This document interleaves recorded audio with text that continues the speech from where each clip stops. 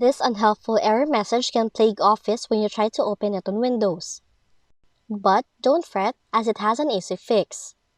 So at times, your Office applications may fail to open on Windows due to malfunctioning background processes or temporary glitches.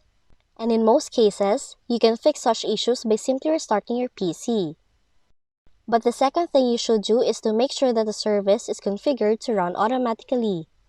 And to do that, just open Services, locate Microsoft Office, click to run service,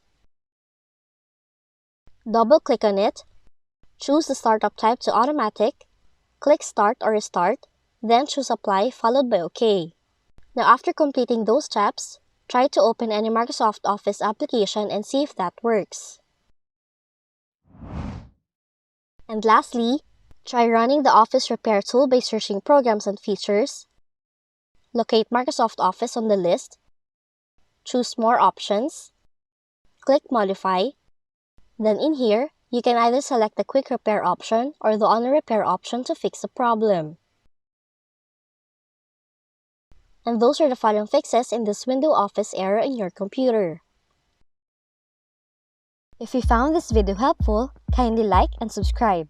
You may also click and turn on the notification bell so you can be notified from whenever we release new videos.